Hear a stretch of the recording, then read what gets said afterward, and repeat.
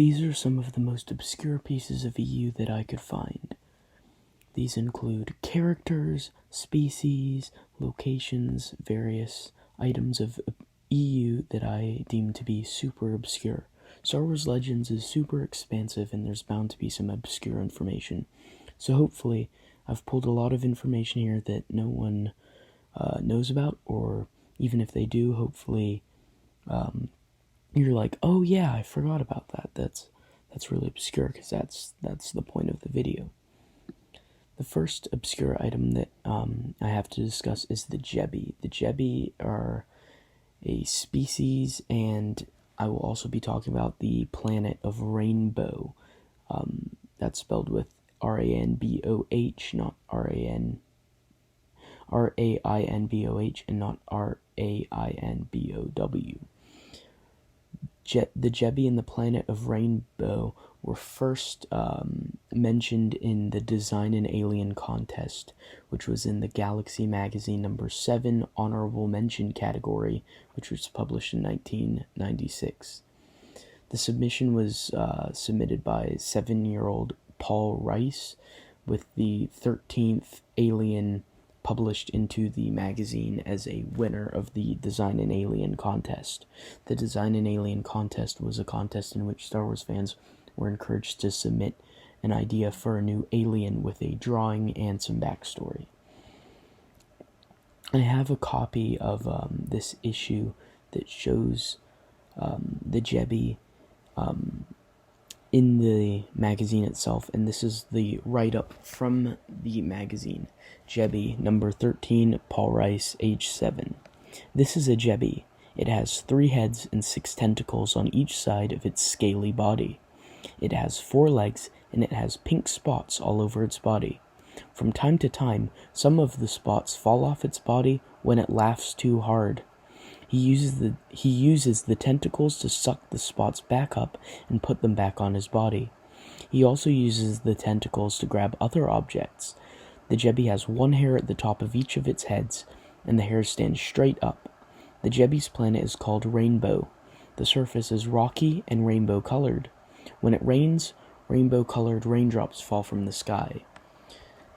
And then there's a judge's note which says, "This is one of many entries from a first-grade class in Cleveland Heights, whose teacher used the contest as an art project." So that's the backstory to the Jeby.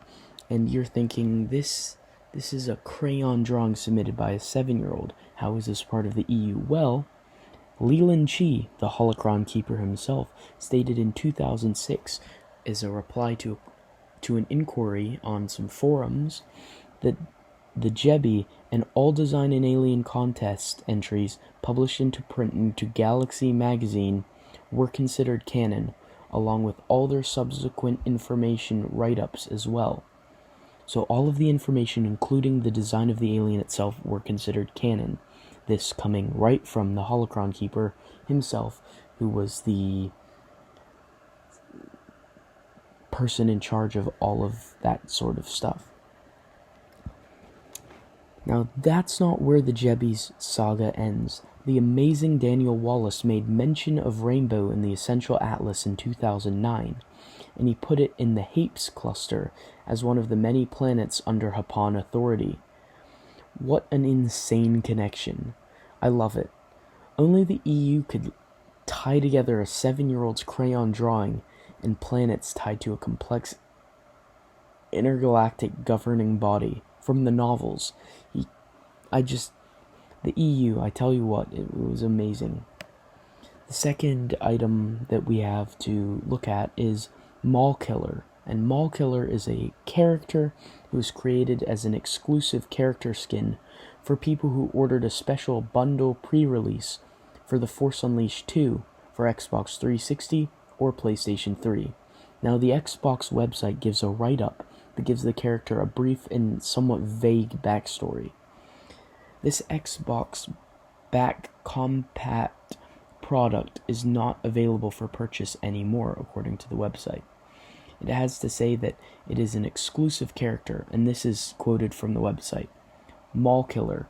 In the cloning facilities of Kamino, Darth Vader created a warrior of unparalleled strength and power by combining the genetic material of Darth Maul, former apprentice of Sith Lord Darth Sidious, with his own apprentice, Starkiller. The resulting aberrant clone possessed traits from both warriors, but the crude fusion of two disparate Force users quickly produced physical and mental instabilities that led to the unfortunate clone's destruction. For a brief time he struck fear into the hearts of all who faced him, even Lord Vader himself.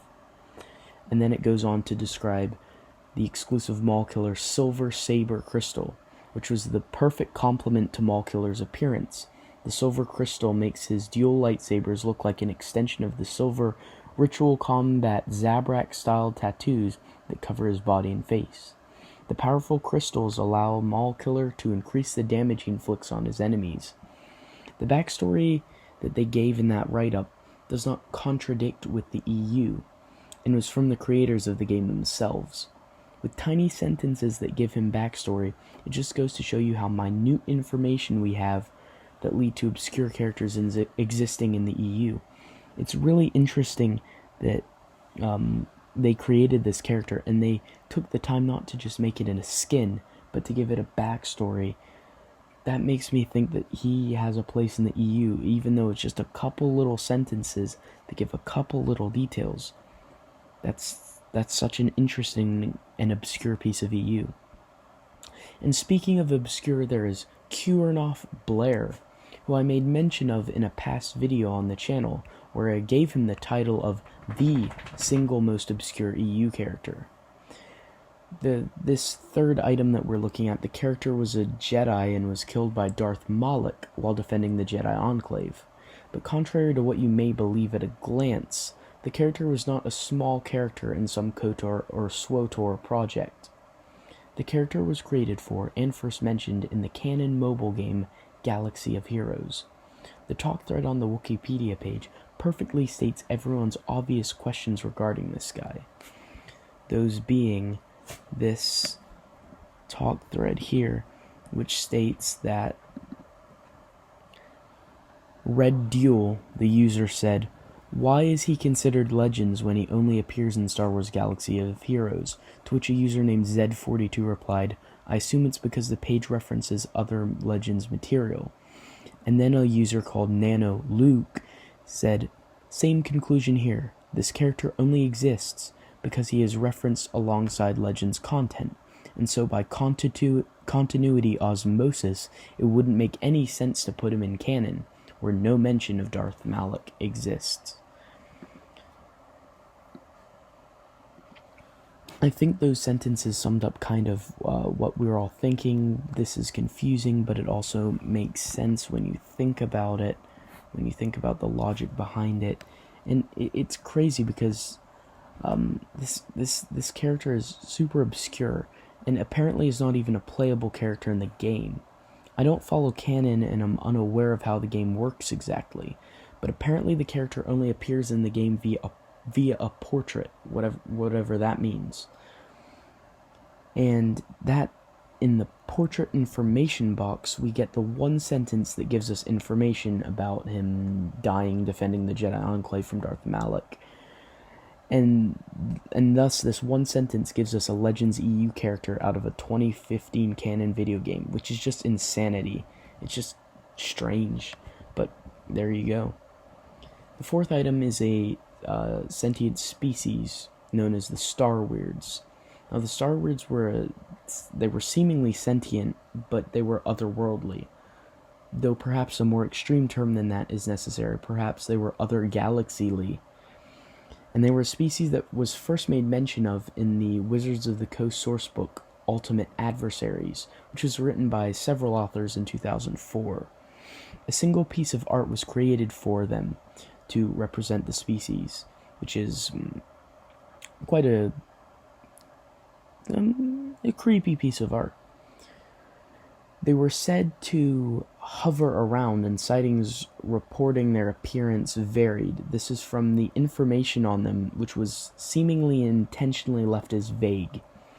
They would typically appear to spacers and manifest aboard ships deep in hyperspace. They were known for their shrieks and tearing victims to pieces. Starweirds could utilize force powers such as grip, aka force choke, and force lightning. They could pass through objects vision style, and they were said to have no discernible language. Perhaps more disturbing is their ability to survive in vacuum. In fact, that is where they were typically found. And other than a brief mention of them in an entry for 2008's The Complete Star Wars Encyclopedia, the entry reading, Starweird, a type of impossibly tall humanoid encountered only in space. Starweirds were phantom-like beings with visible but incorporeal bodies. Other than that entry, it seemed that they would get lost in the pages of Wizards of the Coast source material like many other concepts, never to be heard again. But in true amazing EU fashion, some nerd, just like us, decided to make a connection. Because in Star Wars The Old Republic, which was a MMO game from 2011, a Starward Queen was mentioned in a codex of a Jedi Master named Wyatt. The codex stated that the Starward Queen had apparently attacked the Jedi Council, or at least members of it, and one Padawan named Zurender. And in the encounter, Wyatt saved the group from the Starward Queen, but ended up captured by Imperial forces in the process. This was during the Great Galactic War, according to the codex. It should be noted that nothing mentioned the Queen's death in the encounter, leaving her very much at large, whatever she is. And that's all we really know about the Starweird. The Starweird seem primed and ready for more explanation. Hopefully supernatural encounters will explain a bit more about them. Our fifth obscure item is a character named Brador. Brador is an Ewok with blue fur, who appeared in a dozen panels of a single issue of Ewoks number 14, King for a Day, from the Ewoks comic series. The issue was published in 1987 and was the final issue from Star Comics, which the comic series was a spin-off in and of itself from the Ewoks cartoon show. Brador sported blue fur and an amazing orange beard face fur thing. This bright orange beard thing just really stands out off of his blue fur. It's amazing. I wonder if it's natural or if he dyes it. Brador had a small conflict in the comics as depicted with the Ewok Teebo, due to Teebo being the leader of Bright Tree Village for a day. And in an attempt to help Brador's stubborn Bordok move, he caused some immense property damage, including jeopardizing and perhaps damaging the squash melons Brador was transporting at the time, which is obviously an extremely important issue. In anger at their temporary leader, our blue-furred and irritated hero organized a riot, but was unable to forcibly remove Teebo from office when Teebo retreated himself and escaped on a hang glider. And that's about it. When one day the EU continues, I need some more Brador. Brador had no page on Wikipedia until I created the page, which is an achievement I'm immensely proud of. Because say what you want about the website, it's pretty comprehensive. It has a page for practically everything, Simon the Killer Ewok and the Jeby included. So to have found something that they did not include was quite the achievement for me. Now, sticking with Ewoks, we have a sixth item that we can look at, which is quite a piece to look at. This is another Ewok character. This Ewok character is just ridiculous and absurd.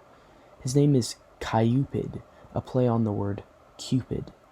This ridiculous Ewok non-playable character appeared from 2009 to March of 2010 during the Ewok Festival of Love event in the MMO game Galaxies and Empire Divided.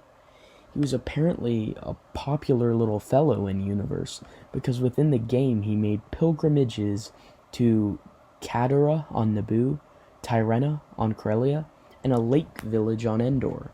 And every one of those places that he went, he was presented with chai hearts and cards expressing love by spacers.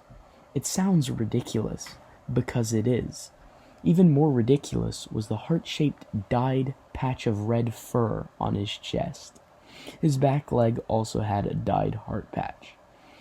He also floated around on wings, either meaning he killed a toy Darien and had some surgery from Dr. Evazan, or he was a tech genius and grafted his skin with technology or something, I don't know.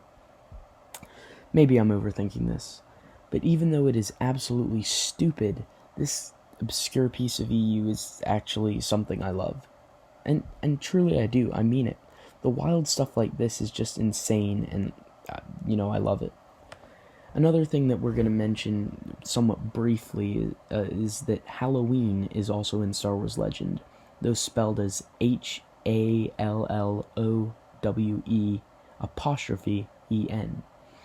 It was an Ewok holiday and was first mentioned in the Chief Chirpa Kidnapped short story from the 1988 UK Ewoks Annual, though the holiday was later mentioned again in the Clone Wars Adventures mass MMO game as an event. It's kind of crazy that on Coruscant and on Endor, two separate places without contact, they were celebrating the same holiday. That's mighty peculiar. The final piece of obscure EU media that we're going to look at for now is from the UK Marvel Comics. And yes, the UK Marvel Comics were zany, but one particular species in one of the last UK-only Marvel Comics stories were the Nightmare Demons, who appeared in 1981's The Empire Strikes Back Monthly, number 149. The official story, titled Death Mask, included the only appearance of these demons in the EU, aside from a minuscule mention in Galaxy magazine on page 43 in a Comic Scans article. The article reads, Marvel UK. In Death Mask, written by Steve Moore with art by John Stokes, Vader appears in a horrific image inflicted upon Luke by the nightmare demon Reist. The story, not printed in Devil Worlds, concerns Luke's escape from Imperial forces and the assassin Alton Woohoo, who controls the demons. So, other than that minuscule mention and the appearance of the demons themselves, they really didn't appear again, though the planet of Droxine that they originate from was later mentioned in Daniel Wallace and Jason Fry's amazing Essential Atlas from 2008. And then eventually again, the planet was mentioned in SWOTOR from 2011. The demon resembled a monkey with a skull for a head, and apparently had been eradicated almost entirely before the Clone Wars. The galaxy, and apparently Luke Skywalker, thought they were all gone. However, a few had actually survived. The survivors were captured by Imperials and used as assassins, as they also possessed useful telepathic abilities in addition to their horrifying appearance, making them pretty ideal assassins. Luke Skywalker had an encounter shortly after Hoth with one of the assassins named Reist, though Luke was able to kill the beast. It really would have been cool to see these again. They're really cool looking, interesting about their telepathic abilities. I also want to know more. Why were they eradicated? Who eradicated them? Who discovered that they still existed? How many of them survived? How many assassins were the Imperials employing after the Empire fell? Were any around after that? Were they any still kicking around? I have a lot of questions here. I feel like it's an interesting concept that could have been expanded. I mean, they look over the top and ridiculous, but they're sort of fun, and their abilities make them sort of unique, and I find them an interesting, obscure piece for sure. One that I think should have been expanded. Some of these should have been expanded, perhaps Maulkiller, perhaps the Nightmare Demons. I don't need Hallowe'en or Kyoopid or Brador expanded, but stuff like the Starweirds and, Maulkiller and the Nightmare Demons, those are concepts that shouldn't have been obscure. They should have been explored more if the EU had had more time.